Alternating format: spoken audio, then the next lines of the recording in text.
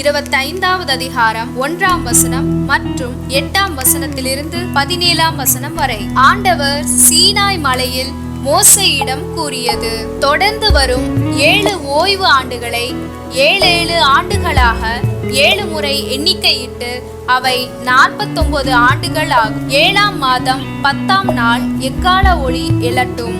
பாவ கழுவாய் நிறைவேற்றும் அந்த நாளில் உங்கள் நாடெங்கும் எக்காலம் முழங்க செய்யுங்கள். 50ஆம் ஆண்டை தூயதாக்கி நாட்டில் வாழ்வோருக்கெல்லாம் தன்னுரிமை அறிவியுங்கள். அது உங்கள் யூபிலி ஆண்டு. அந்த ஆண்டில் நீங்கள் உங்கள் நிலப்பகுதிக்கும் உங்கள் இனத்தாரிடமும் திரும்ப வேண்டும். 50ஆம் ஆண்டு உங்களுக்கு யூபிலி ஆண்டு. அந்த ஆண்டு பயிரிட வேண்டாம், தானாய் விளைந்ததை அறுக்க வேண்டாம், கிளை நறுக்காத திராட்சை செடியினின்று கனி சேர்க்கவும் வேண்டாம். ஏனெனில் அந்த ஆண்டு யூபிலி ஆண்டு, அது உங்களுக்கு தூயது. நிலத்தினின்று அவ்வப்போது கிடைக்கும் பலனை உண்ணுங்கள். அந்த யூபிலி ஆண்டில் அவரவர் தம் காணியாட்சிக்கு திரும்ப செல்ல வேண்டும். உங்களுக்குள் ஒருவனுக்கு நிலத்தை விற்கவோ அவனிடத்தில் வாங்கவோ செய்யும் பொழுது ஒருவரை ஒருவர் ஏமாற்றாதிருங்கள்.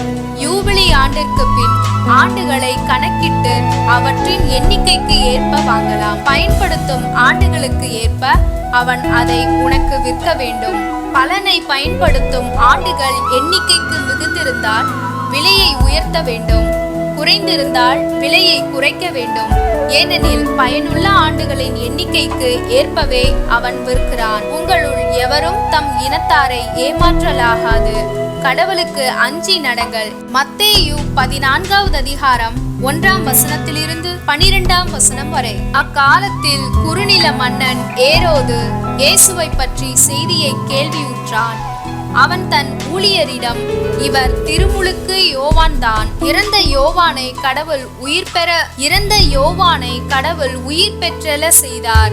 இதனால் தான் இந்த வல்ல செயல்களை இவர் செய்கிறார் என்று கூறினான். ஏரோது தன் சகோதரனான பிலிப்பின் மனைவியாகிய ஏரோதியாளின் பொருட்டு யோவானை பிடித்து கட்டி சிறையில் அடைத்திருந்தான். ஏனெனில் யோவான் அவனிடம், நீர் அவளை வைத்திருப்பது முறையல்ல என்று சொல்லி வந்தார். ஏரோது அவரை கொலை செய்ய விரும்பினார்.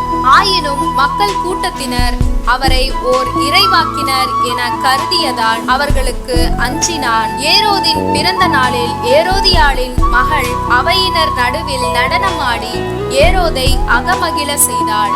அதனால் அவள் எதை கேட்டாலும் அளிப்பதாக அவன் ஒரு வாக்குறுதியை ஆணையிட்டு அறிவித்தான். அவள் தன் தாய் சொல்லிக் கொடுத்தபடியே திருமுழுக்கு யோவானின் தலையை ஒரு தட்டில் வைத்து, இங்கேயே எனக்கு கொடும் என்று கேட்டார். இதை கேட்ட அரசன் வருந்தினான். ஆனாலும் தான் விருந்தினர் முன் ஆணையிட்டதால் அதை அவளுக்கு கொடுக்க கட்டளையிட்டான். ஆள் அனுப்பி சிறையில் இருந்த யோவானின் தலையை வெட்ட செய்தான். அவருடைய தலையை ஒரு தட்டில் வைத்து கொண்டு வர செய்து அதை சிறுமியிடம் கொடுத்தான். அவளும் அதை தன் தாயிடம் கொண்டு சென்றாள். யோவானுடைய சீடர் வந்து அவருடைய உடலை எடுத்து சென்று அடக்கம் செய்தனர். பின்னர் இந்நிகழ்ச்சியினை இயேசுவிடம் போய் அறிவித்தனர்.